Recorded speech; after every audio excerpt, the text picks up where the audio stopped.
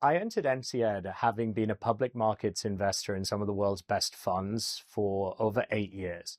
So there wasn't too much to learn for me in terms of the technicals of accounting or corporate finance.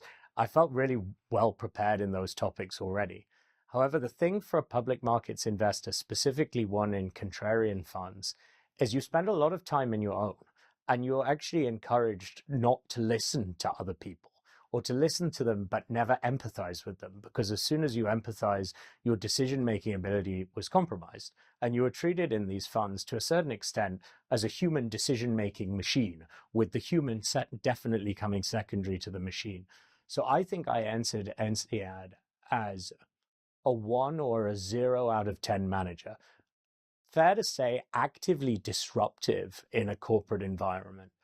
And I'm not going to claim that INSEAD made me the best manager in the world, but I think it took me from a 1 out of 10 to a 5 or 6.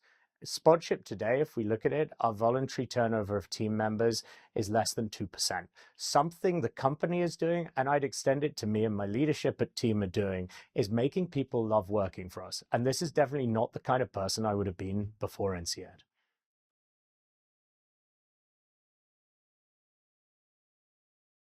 Spotship fundamentally wouldn't exist without INSEAD. We got our very first funding in from the prize we won in the IVC, and immediately following it, the visibility that the IVC gave us enabled us to raise money from the INSEAD angel community. I believe I'd go as far as saying 80 to 90% of the angel money in our first round was from the INSEAD community. So we really wouldn't exist without it.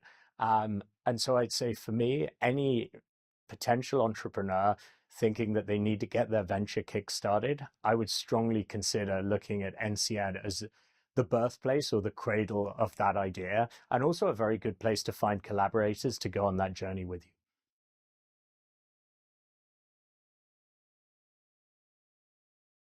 It was a very interesting day today, spending time with some of the other successful INSEAD entrepreneurs who are now judging this year's INSEAD venture competition.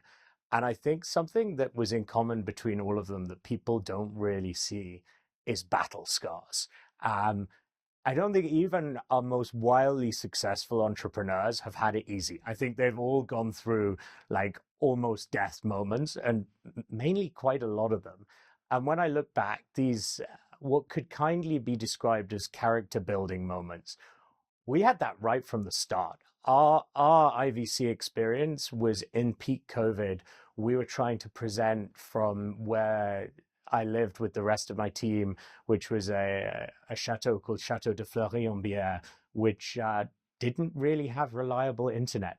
And I remember thinking the night before, the worst thing that could possibly happen would be us not being able to have any connection and pitch. And lo and behold, that's what actually happened. And we ended up on that semi-final. We had recorded a backup video at 4 a.m. the night before, looking decidedly dog-eared and knackered. And that video was played for our semi-final. I am shocked that we got through. We shouldn't have got through. But that really was one of those moments where you think, actually, the worst happened and the worst was still okay.